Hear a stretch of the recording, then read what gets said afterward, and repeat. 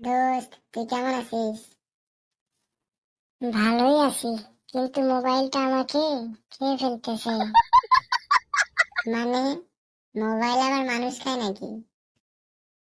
আরে না রে, ডাটা শেষ হলে মনে হয় যেন কেউ যেন বুকের উপর উঠে বসে আছে। আহা, ঠিকই বলেছিস। আমার তো অবস্থা আরো খারাপ।